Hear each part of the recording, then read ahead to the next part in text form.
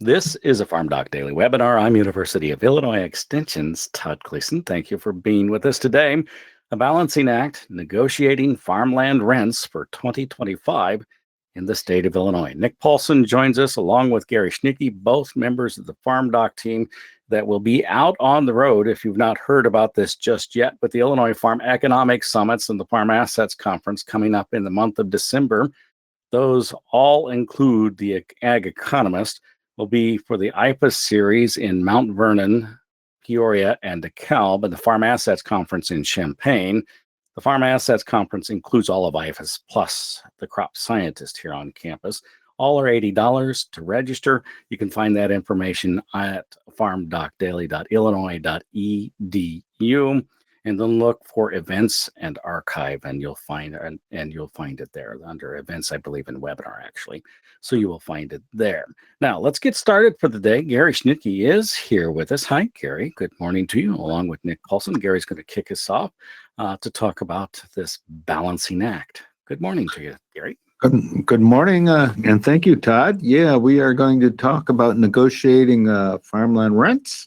And we welcome you from a beautiful full day in central Illinois and Illinois in general, I think. And we are in the basement, so we can't see the beautiful day. But we will be out in the sun after this is all over. Topics that we're going to do today is, first off, just take a returns outlook. And as we've begun to experience, we're going to have lower returns now, and that's going to lead to downward pressures for our next topic, farmland rents. And Nick is going to cover what those rents have looked like and where they might go. Finally, we're going to end up with farmland prices. So that's the outline for today, and let's begin with the farmland outlook. We're going to take you through yields, prices, and then cost. USDA is saying Illinois is having an exceptional yielding year. 222 bushels of corn is their projection. That appears to be about right. Maybe we're seeing a bit more variability out there in yields than maybe we would have expected, but many farmers are having exceptional yields. Overall, Illinois is projected to have a highest yield ever and 22 bushels above trend, which is about 200 bushels per acre. So we will have, in general, pretty good yields across the state. Soybeans, a similar story. 67 bushels is the USDA projection for 2024. That will be one of the highest. Again, late dryness since August may have taken a little bit off of those yields, but overall, still looking at a very good yielding year in Illinois and across much of the Midwest. As a result of that, we're looking at lower prices. Here we're looking at projections for 2024, our current marketing year, and also 2025, which would be the next crop. So 2024-25 is the marketing year for corn and soybeans that runs from September through August. USDA is saying that is projecting for 2024 a 410 price. That would imply some increase in price from harvest levels right now. They're suggesting a 1080 soybean price. So both of those are below the recent prices, which hit highs in 2022. That 2022 recent high was $6.54 for corn, $14.20 for soybeans, and $8.83 for wheat. We see sort of a continuation of those prices into 2025. $4.20 for corn, $10.30 for soybeans, and $5.60 for wheat. And that's simply looking at where futures prices are now and cash bids for 2025. Overall, those prices take us back down. Actually, the prices that we're experiencing now, $4.10 for corn, are not as low as the lows from 2015 to 2019, where we were averaged in the $3.50 range. So we're at $4.10, $4.20 now, which doesn't hit the lows. But still above our average since 2005, $4.40 for corn, $10.63 for soybeans. Overall, many people had hopes that we had hit new higher plateaus. That doesn't appear to be the case, but we are again at lower prices. Again, not as low as we were in 2015 through 2019, but from a return standpoint, these lower prices, even given those higher yields, are going to result in lower returns, and that is because of much higher cost. Overall, we're looking at non-land cost and cash rent both going up.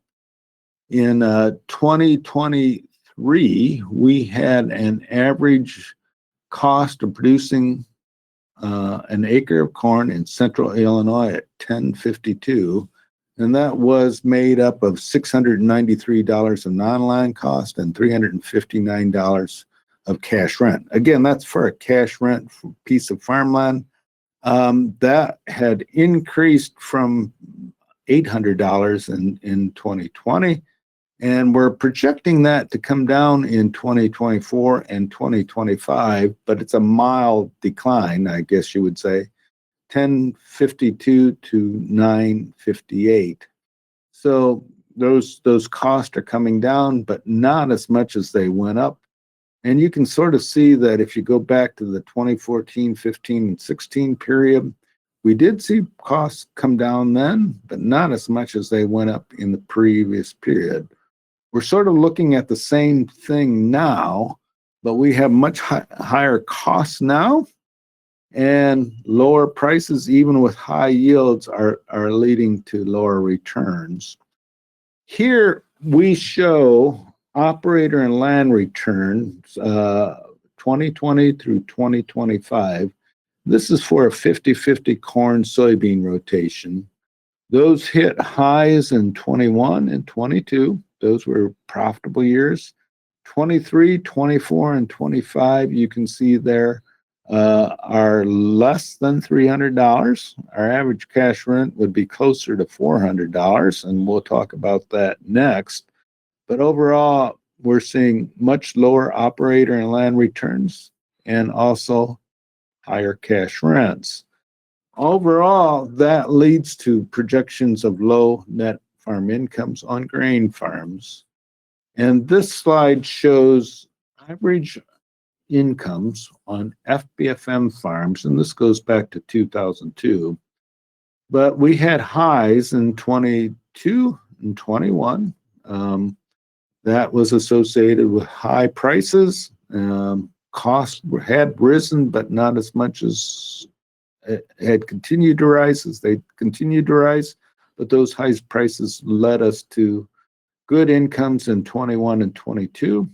Last year, we had a $71,000 net income on Illinois grain farms, and that's roughly back to the levels from 2015 through 2019. There's variability there. And that 71,000 was associated with some pretty good returns for the 22 crop, and then 23 crop was less. And overall, we're projecting something below $30,000 per farm in 2024. So that would be the lowest that we've seen in a very long time. 2015 was our last low, and that was a minus little bit. But we're projecting a very low income for 2024.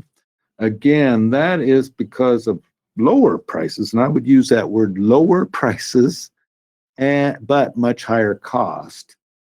All of that, and in those 2024 incomes, there is no commodity title payments, very low commodity title payments, and no or virtually no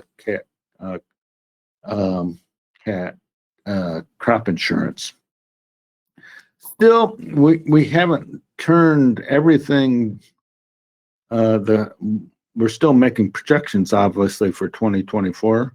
If we saw a high rise or fast rise in prices, those incomes would go up because a lot of our grain inventories are held from one year to the next. So the end of year inventory is a big deal. So if we, for whatever reason, saw a price rally now, that would increase our incomes. Again, it's hard to see that. Of course, there's a Middle East war brewing and a whole bunch of other things that could impact everything. There also is going to be some federal actions, and these will both happen after the election. We'll either see the passing or an extending of a new farm bill, extending of the 2018 farm bill or passing of a new farm bill. That's not going to impact any payments that are this year. And actually the commodity title, the quickest it would if either extension happened or the House bill happened, the quickest that would impact payments would be in October 2026. So that's 2 years away. There's also some discussion of ad hoc economic aid, which could be a big deal. We're supposed to see legislation here drop soon. Again, that will not pass until after the election and a lame duck Congress. But both of those things could be a big deal and could change the income numbers that we just presented. So overall low incomes was still a couple of caveats there. So that's where we're at. Now let's look at farmland rents, and Nick's going to do that. Yeah, everybody's favorite topic. I'm sure will upset somebody, if not everybody, as we talk about where farmland rents are headed. So first up, I always want to remind people that there are some leasing and rental forms available on FarmDoc. You can see the hyperlink there. It's actually in the agricultural law section of the FarmDoc website. And so we've got kind of the what I would maybe classify as the traditional lease forms for crop share, fixed cash rent, also some livestock share and pasture lease forms. And then we also have some more recently introduced addendums related to conservation habitat, nutrient management, and just soil health and conservation. We've talked about those addendums in some webinars in the last year or so.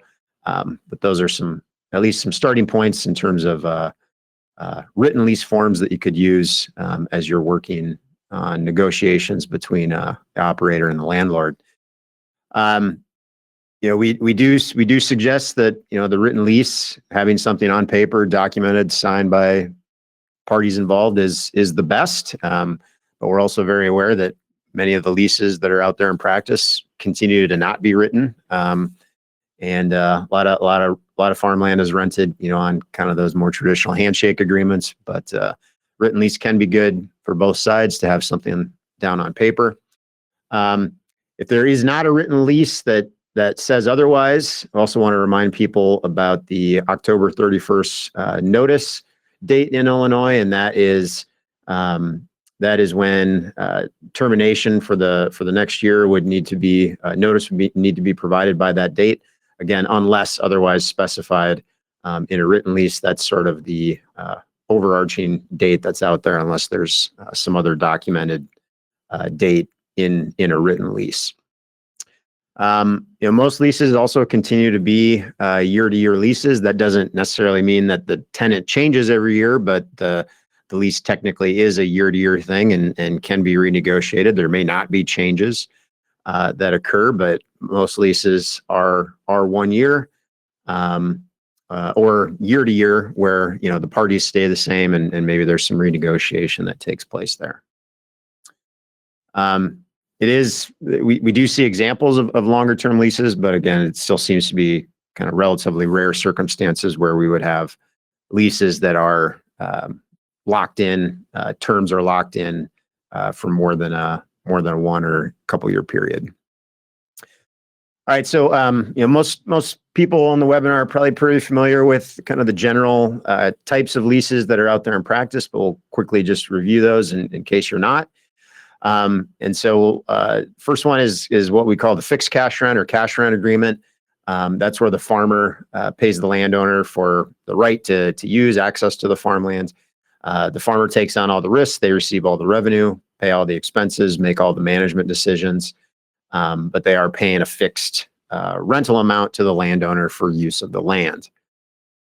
Kind of at the other end of the spectrum, we have the traditional share rent where there is some sharing between the farmer and the landowner in terms of the revenues generated and the costs, at least the direct costs associated with inputs, drying, storage, and crop insurance.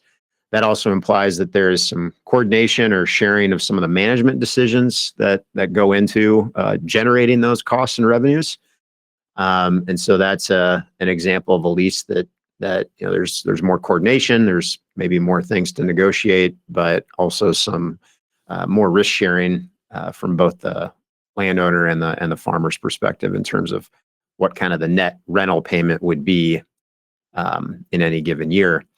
Then we have sort of a middle of the road version of those two leases, which has been gaining popularity. We'll talk a little bit about that as we move along here, but the variable cash rent is something where the rental payment is based on some sort of formula, usually tied to revenues, although variable cash leases could get as complicated as you want them. I think the most common versions we see in practice are ones that vary with crop revenue, and we'll talk about kind of even a specific example design of what one of those variable cash rent leases looks like. The key thing here is that the rent would vary with conditions, higher rent and higher revenue years and vice versa. But it sort of avoids some of the potential managerial headaches, so to speak, that a share rent would involve, because the landowner and the farmer don't necessarily need to coordinate on those management decisions. The rental payment just varies with realized revenues for the year, or a measure of realized revenues. And then we don't want to forget that there is custom farming. We could think of that as a land lease agreement as well. That's where the landowner is paying fee to an operator, custom farm operator for field operations, but it's actually the landowners kind of staying engaged with the farming and taking on the revenue risk and covering the costs of inputs and things like that entirely on the landlord side. All right, so Illinois, leasing is an important topic here in general for row crop production in the U.S., but probably Illinois is arguably the state where it's the most important, or at least the Midwest is the area of the country where it's most important, and that is because over 50% of the farmland in general in Illinois is controlled via a rental agreement. So the farmer is actually not the owner of the land being operated. And that is the highest percentage amongst kind of the of states in the country and amongst other comparable states here in the Midwest. That is from a 2016 ERS report, but we don't expect those relative rankings or percentages have changed. If anything, we'd probably see a higher percentage of rented farmland relative to farmer owned if ERS was to replicate that study today. If we look at farms, commercial grain farms in Illinois, members of the Farm Management Association, we can see here the average tenure position by region from 2022. Again, wouldn't expect to see big changes in the last 2 years relative to these numbers, but there is variation across the state. In Northern Illinois, we tend to see more of that rented ground being in cash rent agreements, less so in cash rents in Southern Illinois, and the owned percentage in Southern Illinois is typically higher than what we see in the northern and central parts of the state.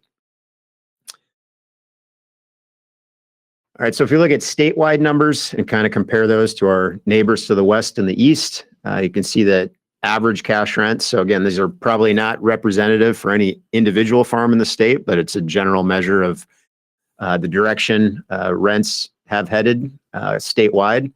And we can see that rents in general have increased through time. We saw a slight decline in average rents and kind of a plateau period during that 2015 to 2020 period, where we had lower prices relative to the highs we experienced during the ethanol build period, and some remaining high cost pressures during that period that forced rents down, or at least not to continue their upward trend that we saw from 2007 to 2013, 2014. And then the last couple of years, we've seen rents kind of back on a higher, faster increasing trajectory, again, reflecting that farm income or return figure that Gary showed you, some of the high incomes we experienced in 2021 and 2022. So ultimately, 2024, the average cash rent in Illinois was $269 per acre. A little bit higher average in Iowa, a little bit lower average in Indiana. And if we look at some of the percentage changes in those values, we've basically seen cash rents more than double in all three of the I states in the last 20 years since 2005. Probably just and since 2020, we've seen a 21% increase in Illinois, and that works to be slightly over a $40 increase between 2020 and now on average cash rent. So that's a pretty substantial increase from that 2020 year. Yeah, and again, if you're thinking about individual rents, you hear about you can hear a lot more variability. You can hear bigger adjustments up, bigger adjustments down. But I think when you think about averages, especially at the state level, that 20% increase since 2020 is pretty dramatic. Again, there are some individual rents would obviously are going up faster than that. Others are going up slower than that. But pretty major change to see that in that statewide average. We also have some county level numbers from USDA. And so these are the 2024 county cash rents. The counties in green tend to be the higher rents, also higher productivity areas that we see in the state, in central and northern Illinois. And then southern Illinois, the counties in kind of the shades of red there tend to be some of the lower rent levels below the statewide average versus above in green. And you can see that, even looking at county averages compared to that statewide average, there's a lot of variation in the state. And then if you went into any county and looked at individual farm level or even parcel level rents, you'd see a lot of variation even around these county averages. But this does give you a sense of the variation we see in the state. Some of the highest cash rents are right here and right in central Illinois. I think, was it Piatt County this year that was the winner or the loser, I guess, depending on how you look at it, with the highest statewide average. And then, much lower cash rents on some of that less productive ground in southern Illinois, different uses, different crops grown down there, things like that. But in general, these were, again, moderate increases. I would say some even more than moderate increases in some counties relative to 2023. But there were a handful of examples where we even saw that average rent come down. That could be sampling variability year to year. But I think in general, we saw an increase, again, talking about averages, an increase year over year from 2023 into 2024. Kind of want to also share just another source of rent information, with the caveat on this. So this is from the Illinois Society of Professional Farm Managers and Rural Appraisers. You can look across their 4 land class qualities that they report in their annual report. So the 3 columns on the right for 2022, 2023, 2024. You can see increases in those professionally farm managed average rents by land class across the board from 2022 to 2023. But in general, declines in those rents from 2023 to 2024. And there's reasons for that. Those professionally managed farms, we tend to see those be in general on the upper range of averages that we would see in from USDA or from FBFM, just because they are being actively managed. In general, we also see those rents to be more responsive, both on the upside and on the downward adjustment side. And we can see that here in comparing 2023 and 2024 rents from the Illinois Society. In general, declines of $10 to $15 per acre in all categories except that fair category. So probably an indicator, I think, that we might expect some averages to come down in 2025. Because again, these are kind of our leading average indicators on rents and average measures of rents that we see across the state. This gives you a little bit of a longer term perspective. Again, these professionally managed rents we see as more responsive. So, we'd see more of a downward adjustment here from that 2014 to 2020 period. Probably a quicker upward adjustment in those 2022 and 2023 rent levels, and then already seeing some of that decline even for 2024, being driven by some of those lower returns Gary talked about at the beginning. So do you have anything else to say about these rents, Gary? No, yeah. Again, I would note that they're above average, and the professional managers have already began building in a decline in 2024. And as you'll see in the next slide, they're also projecting some declines for 2025.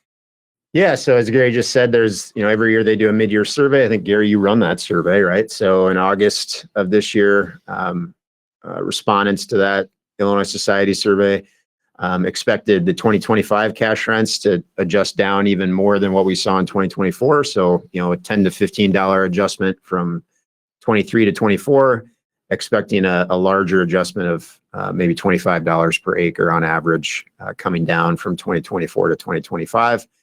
I think a lot of that's based on some of those price expectations we're seeing here, even more pessimistic price expectations from the survey than what we're building in. As Gary talked about a $4.10 price for 2024 and maybe a $10.80 on soybeans. And I guess the society survey is a little more pessimistic than that, looking at corn below $4 and soybeans kind of right around that $10 per bushel mark for the current crop year.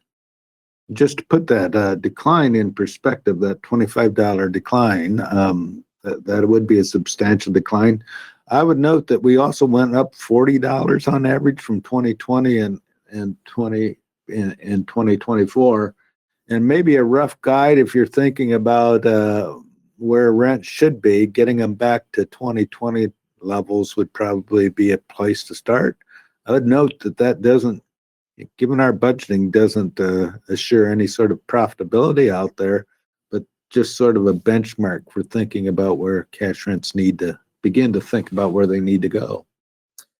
Yeah, and another trend, again, we've talked about this. I think we did a webinar like this about a year ago, seeing continued trends, particularly in those professionally managed farms in Illinois that are captured in that society report, shifts away from the traditional share and fixed cash rent arrangements, seeing more and more acres in variable cash rent. I think another factor for why we see those society rents maybe be more responsive than some of the other averages that we track from USDA and FBFM.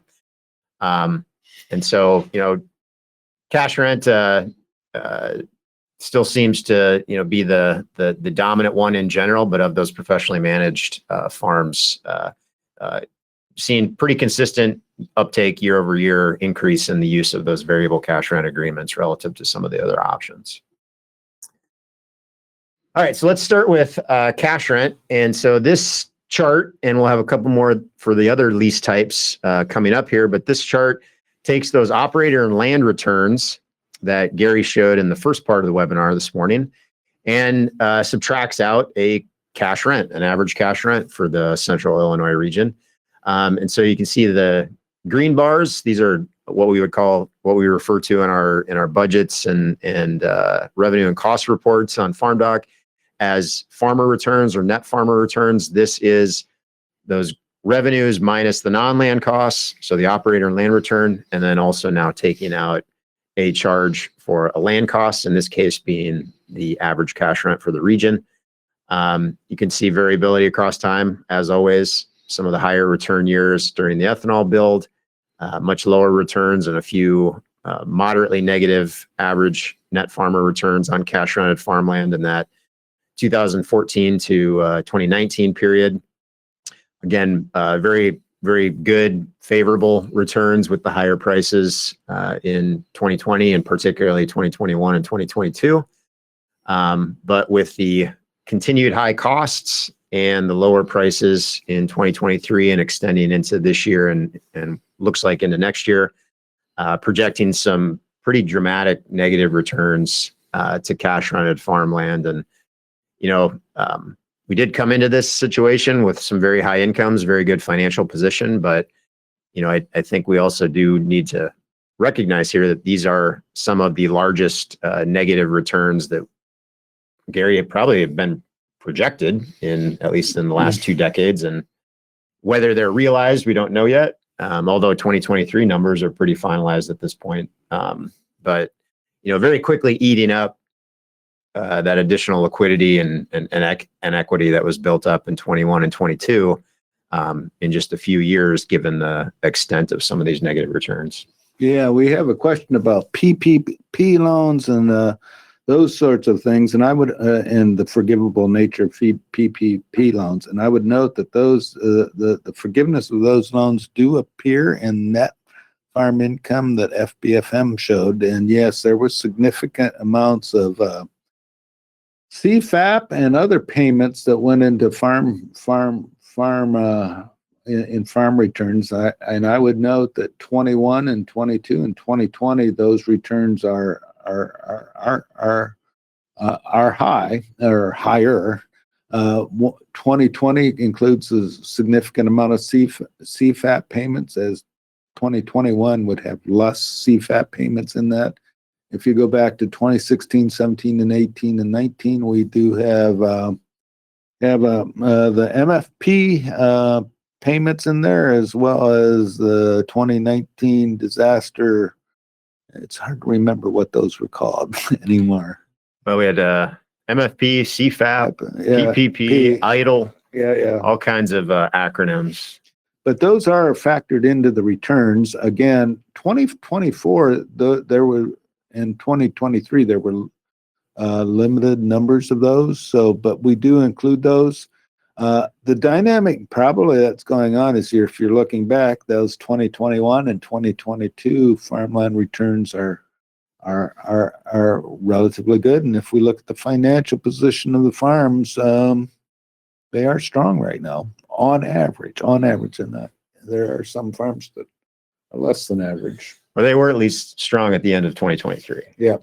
There has already been some erosion, even if we're looking at things on paper now. Any grain inventories that were unpriced held in December have come down in value quite a bit. So again, these are, it's maybe not a complete disaster situation yet, but these return projections are significantly negative and per acre values we haven't really experienced before. So now we're going to talk a little bit about the variable cash rental arrangements. Wanted to remind people that we have Gary's led a lot of the work looking at kind of providing some information on how you might think about designing a relatively simple form of a variable cash lease. And I think that's, in the course of the last 3 years, we've probably done at least one article a year that's kind of updated that design. And things that we outline in those articles, kind of common negotiated terms that might pop up in a variable cash rent arrangement. There's got to be some minimum base rent built into that. And there's a couple reasons for that. One, I think from the landlord's perspective, it still provides a meaningful kind of minimum on what they might receive for their land each year. But it also means that the Farm Service Agency will consider it a cash lease, which sort of gets the landowner out of having to deal with farm program payments and signups and paperwork associated with that. So I think generally viewed as a positive there to have a meaningful minimum built in. We've also kind of suggested having a maximum level built in, such that even if the formula that determines the rent suggests a higher level, they could be capped on the high side there with a maximum. And we typically, I think, have suggested those be maybe $100 below and $100 above, respectively, of what maybe an average cash rent would be in your area. So to allow some variability, but also kind of put those minimums and maximums on at both kind of realistic and meaningful levels. The rent then is, unless those minimums and maximums are hit, is actually determined by a rent factor that's applied to a measure of crop revenue. And you can see in the top left there, that's our latest update to what those rent factors, kind of guidance on what those rent factors might look like, to kind of align with where we've seen cash rent levels be in those regions of the state through time. So in northern and central Illinois, we're kind of looking at a rent factor for corn of around 30%. of the revenue, and about 40% of the revenue for soybeans, and a little bit smaller rent factors in Southern Illinois, 23% for corn, 30% for soybeans.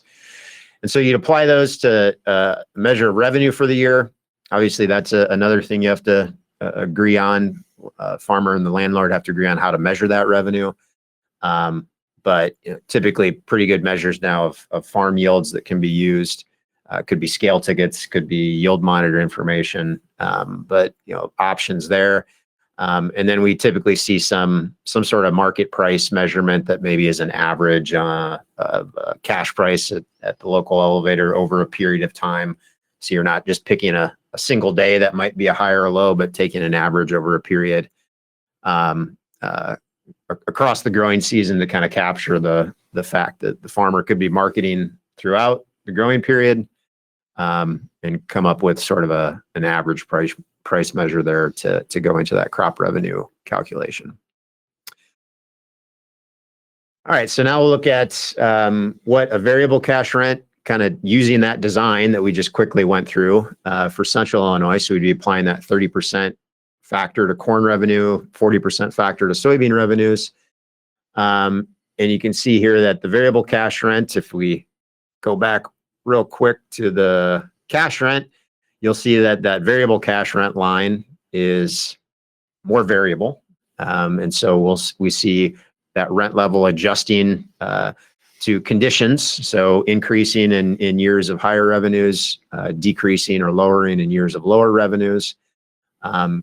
In general, we'd see higher variable cash rents in good years, high revenue years relative to what that fixed cash rent might be, and then also vice versa.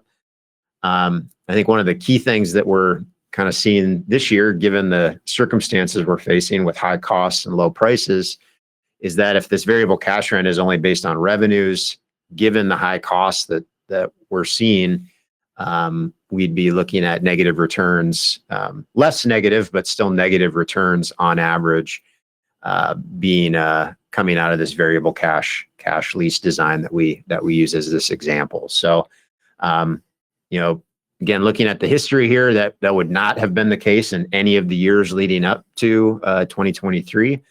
Again, this just highlights the high cost, lower price squeeze that farmers are facing right now. And so, again, this does provide a little bit of relief on the rent side relative to some of the cash rent averages we're seeing, but even negative returns projected on the variable cash lease. Yeah, and again, what we're sort of seeing is a fundamental change, maybe fundamental, or at least a 1-year change in cost levels relative to revenue levels, such that those variable cash rents no longer get to a break even or profitable level for both parties. And you're going to see that on the share rent side of this as well. And you could suggest some changes for that variable cash rent, and some of those might be a simple reduction in the cash rent for this coming year. Yeah, and we actually have a question that just came in on what we would suggest in setting that revenue factor in sort of maybe, I don't know, arguably unique circumstances we're under right now with the high costs and lower prices. I think one of the merits of the variable cash lease that we sort of talked about as we've written about them in the last few years is that it is something that might be a little difficult to set up the first time, but then is something that hopefully you can kind of set it and forget it. Well, or maybe I don't know if we're being proven wrong with the economics we're facing right now, but I think maybe a simpler approach, as you alluded to, Gary, would just be to, maybe do a one-off adjustment in the rent level, given a negative $100 return projection this year, or negative $75 return projection, negative $67 return projection on the screen. Rather than resetting those rent factors, maybe just doing a one-off adjustment this year and then kind of keeping those rent factors where they are. Yeah. All right, now we'll talk about the share lease. And And so we do have a little bit of variation across the state in terms of how these are set up. And really there's even more variation than we're giving credit for here, because share leases can also be very individually tailored to the situation. But, kind of the traditional share rent lease setup that we see predominant in northern and central Illinois is kind of the traditional 50-50. And that's where revenue is shared 50-50, or actually the grain produced is shared 50-50. The landowner markets their own grain, the farmer markets their own grain.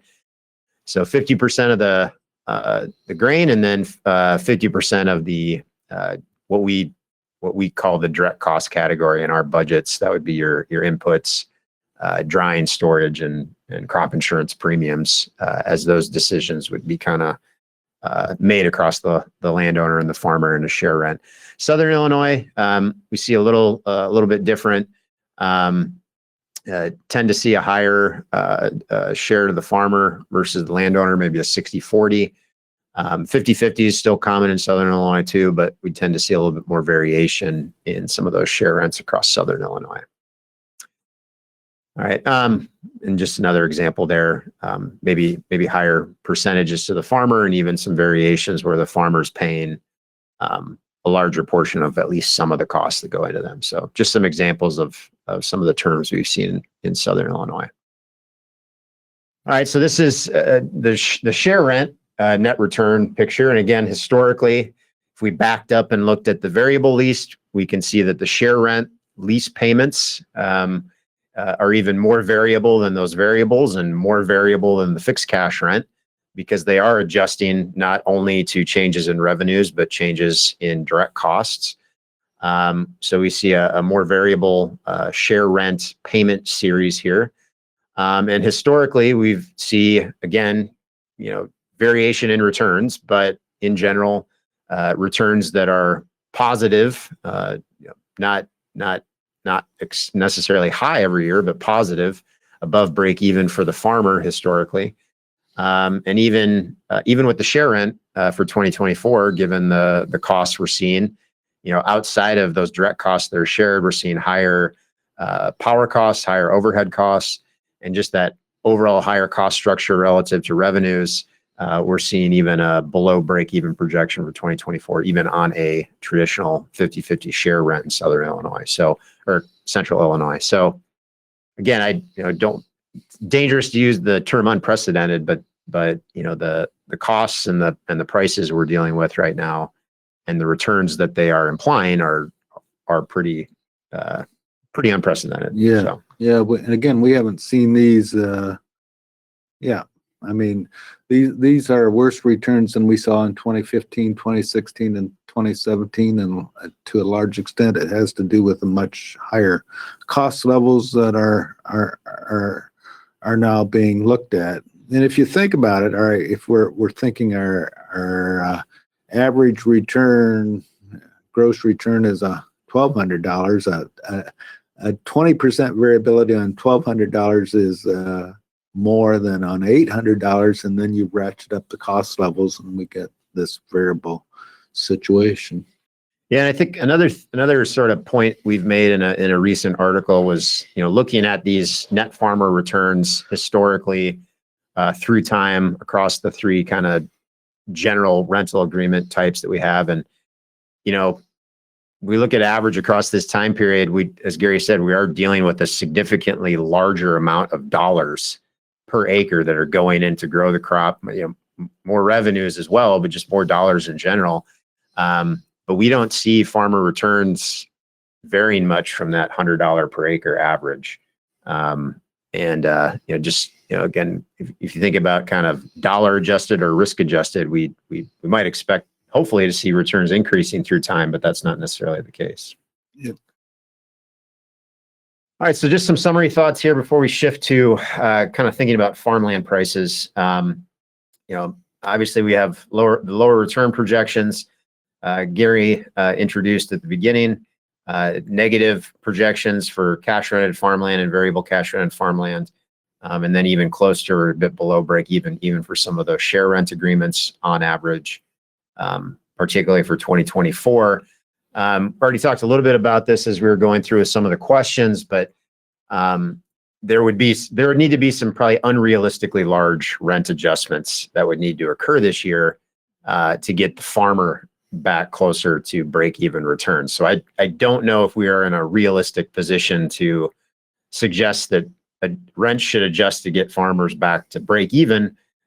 Those would be large rent adjustments on the order of 50 plus to almost $100 per acre rent reductions. And I don't think that can occur in a single year period, or probably even across multiple years. But I do think I do think there are some justifiable arguments to be made here that we should consider some sizable one-time adjustments as we look into 2025, particularly as we continue to monitor where these commodity prices are going to be. I think the shift to variable designs, even though they're not perfect as we've seen in the projections for this year and next year, I think that shift will continue. The other big factor here is that owned land. If you're a farm operation in a position with a good amount of owned land, that can continue to subsidize some of the rented land. Although I don't know if that should be a 10-year strategy. Maybe that's a fine thing to think about for a 2 or 3 year adjustment period like we might be in, but can't keep farming at a loss in perpetuity, right, Gary? Yep. We also need to keep in mind the landowner's perspective on these things. So again, we often come at this from the farmer's perspective, but again, some of those large adjustments that would be needed to get the farmer back to break even could arguably not be viewed as fair from the landowner's perspective as well. Gary mentioned the ad hoc support. Just this week, things are starting to be reported more publicly on that. At least a bill that, according to news today, it has been basically introduced. As Gary said, no action on that will take place till after the election because Congress is not in session. But there is a Farm Act, the acronym Farm Act, that has been floated now with numbers about potential payments on planted and even some portion of prevent planted acres for some of the major row crops like corn, soybeans, cotton, wheat, and what could be fairly sizable payment rates and some significant ad hoc dollars potentially. That has to be approved by Congress. It's only a proposal at this stage, but a lot of farm organization support behind it so far, based on what's being reported in the press. So we'll continue to monitor that. The one kind of caution I think we think about when we think about these large ad hoc payments is they will be helpful in the short term, obviously, but the one thing that happens is it will probably reduce some of the justifications and downward pressures that we see on the cost side. So it could slow some of those market adjustments that I think we would ideally like to see to get us back to, positive returns, positive market-based returns, and not having to rely on support payments to get there. I do want to take a few. Is there any other questions, Gary? Yeah, so we had a question about the rental factor and only using corn. So the farms typically have corn and soybeans on it, and this variable rental factor only typically includes the corn in its variable lease. That could be a perfectly appropriate way of doing it, probably done for the simplicity of it. Actually, the university uses that sort of approach when it sends lease payments. So yes, that can be an appropriate approach, and to make any more statements about it, we would have to see the lease.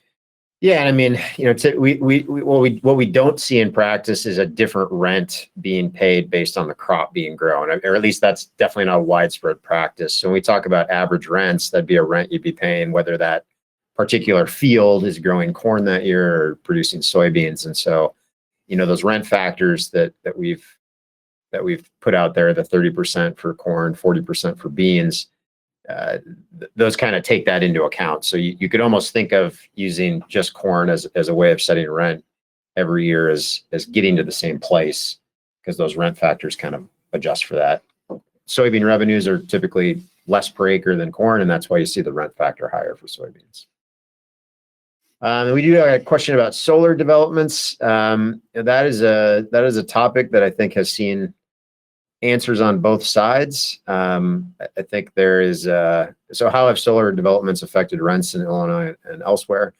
I don't think we've seen any conclusive studies that say they drastically increase or decrease rents. I think there's been maybe arguably more work done on how they affect land values. I think it's a tough question to ask because I think it's a very localized question. With the information we have on cash rents, they tend to be more regional averages. And the solar developments that we've seen, I don't know if any of them have been at the scale where we'd even see a meaningfully sizable effect even on a county level cash rent average. But I think in general we see some pretty decent, especially compared to the return outlook we have now for corn and soybean production, some pretty decent returns if landowners are looking at those things and being offered solar leases. So Yep. So, in which again, solar would probably be having a more localized effect on farmland prices, which is our next topic. So we'll go through farmland prices. Farmland prices, like cash rents, have grown through time, and we saw, and this is the 3I states, Illinois having at 2024 a $9,550 cash rent, or excuse me, land price level for the entire state. I'm going to point back here to this 2014 and 2015 period. This is the last time we sort of seen a rent decline in cash rents and also a return decline. And you can see that farmland prices did recede a little bit and then began rising again in 2020, and then we hit our high in 2024 of $9,550. Our states to the east and west of us have similar trends. If we take a look in Illinois, and this is done by the Illinois Society of Farm Managers and Rural Appraisers. This data is for at the end of 2023, so that at the beginning of 2024, they saw excellent land sales up at $16,906, good $12,726, average $9,544, and fair at $7,478. And all those in 2023 were up. So we've seen changes in farmland prices across the state. That'll give you a feel for the differences in price because of land category or the productivity of the soil. Overall, then, if you're getting more and more micro look at that, we can see what land prices did across the state by region, and those regions are done by the Illinois Society. And you can see here, for example, Region 5, excellent quality land was actually down in 2023. And then some other parts of the state steady, and then some regions up, with that being more in the northern part of the state. So even within the state of Ohio, we've seen, or state of Illinois, we've seen differences in farmland prices across the regions. We recently did a mid-year survey, and again, this was of the Illinois Society, and we asked them what did they see during the first half of 2024, and they saw a 5% change in farmland prices, 5% down, and that was for excellent and good quality farmland. So going back, we saw some reductions in farmland prices. Most survey responses expect declines for the remainder of 2024, so they're thinking we're looking at declines in farmland prices throughout the remainder of 2024. We then asked this longer run question, and do you expect farmland prices to be lower in 2 years than now? And we have a coin flip amongst our society members. 53% expect lower prices, which means that the others don't expect lower prices. Overall, I think you can say that our society members expect some pullback in farmland prices, but that's probably modest relative to the farmland prices increases that we've seen. Again, here's a breakdown of that farmland prices by region in Illinois. You can see here we again reached highs on all productivity classes, but I think most people are sort of expecting this to happen if we have a relatively long period, relatively long being a couple more years of lower prices, and lower prices is in near the $4 range. So for corn and mid tens for soybeans. Again, you're looking at several other, so that's the Illinois Society. Here's what the Federal Reserve Bank of Chicago is saying in their ag letter, August 2024. Illinois was stable, and they had an increase from year over year. So, getting a little stability is the general word, and sort of some slight differences in opinions across survey methods. The Farm Credit Illinois does their annual benchmark survey, and they continue to see farmland prices increase into 2024. So what we've seen here is some large increases in farmland prices up till 2024, and then the beginning sort of a softness here, or less of a decline. And where to from here? And I would give my typical economist answer. It depends. Actually, to be personally, I, like most of the Illinois Society members, expect some rescission or some reduction in farmland prices. I don't expect that to be a large reduction, sort of again going back to that 2013, 2014, 15, 16 period.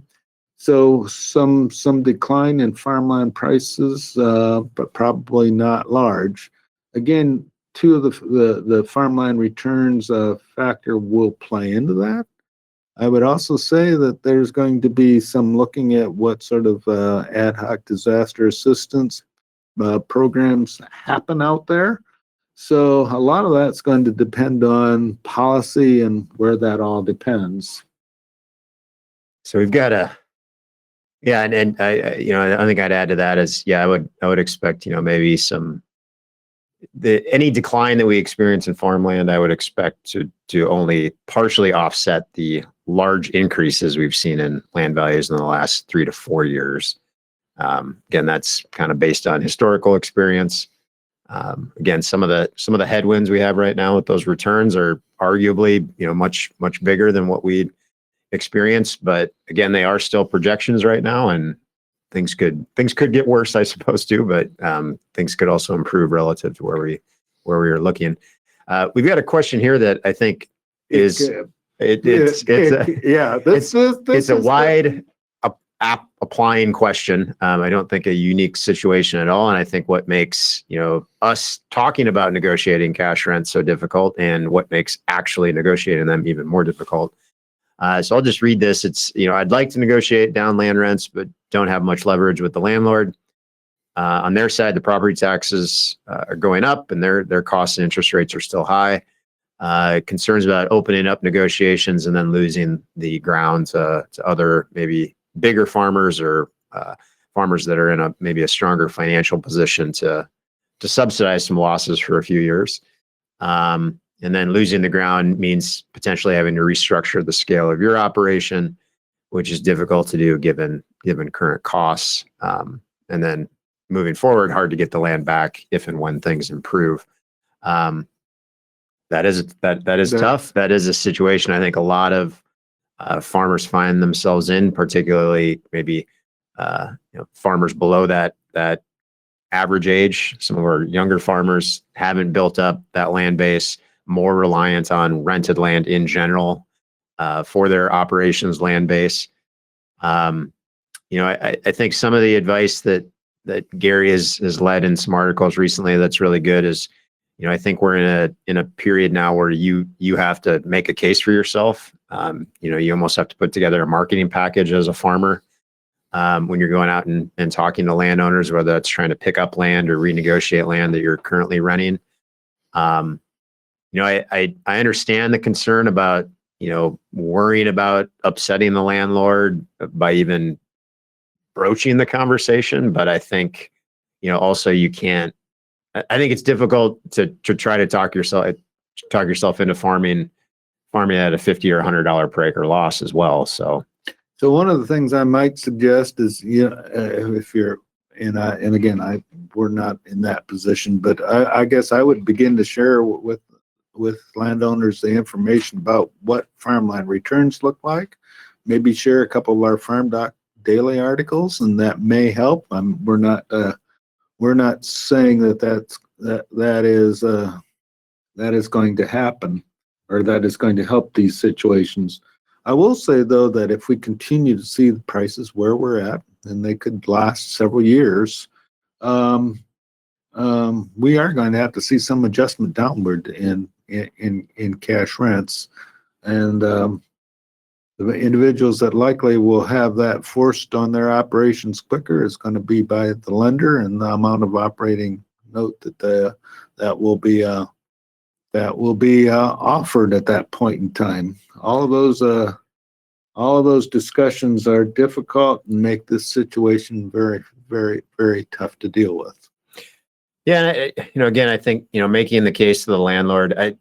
In my experience talking to landowners, they do often value more than just that rental payment. And so if you're in a position to create some value, or show some value to that landowner, whether it be the fact that you're a young farmer trying to establish yourself, someone who lives in the community, I think sharing some of those struggles that you have, in maybe competing with some of the larger operations in your county, in my experience, again, landowners, I think are receptive to those arguments, that information. And it's not always just about the highest rent that they can get from whatever farmer that they could find in their area.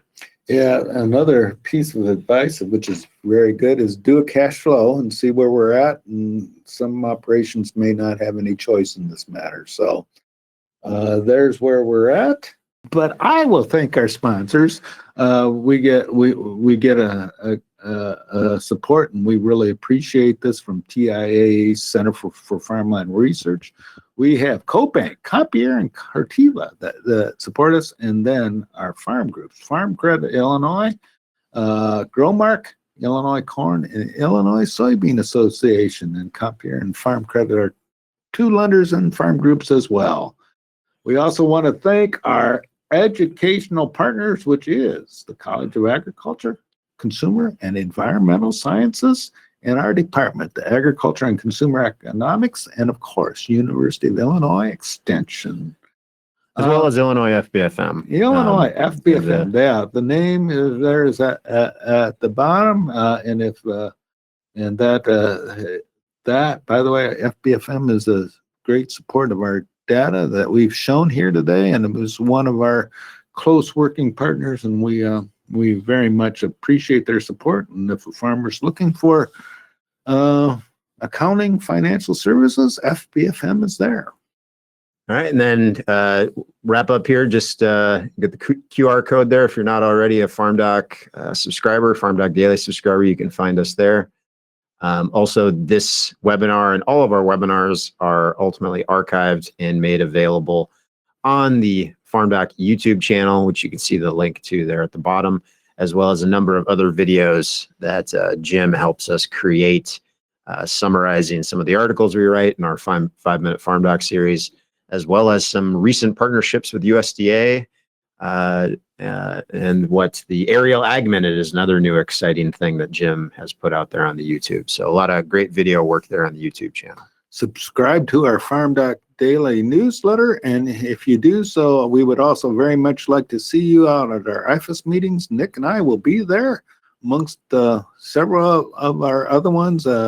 We will do the Farm Assets Conference here in Champaign, and then we will be in Mount Vernon, Peoria, and DeKalb. Yep, and those are coming up mid-December. So Friday the 13th, Friday, December 13th for Farm Assets in Champaign, and then the 3 locations throughout the state Monday, December 16th in Mount Vernon, Tuesday, the 17th in Peoria, and Wednesday, the 18th in DeKalb. And that meeting in Peoria is held at the casino, so maybe a chance to turn those red numbers green, given those return projections. Obviously not condoning or suggesting that, but a little joke there. So, all right. University of Illinois does not condone that either, by the way. So we'll see you all later. Thank you for All right. being with us today. Thank you.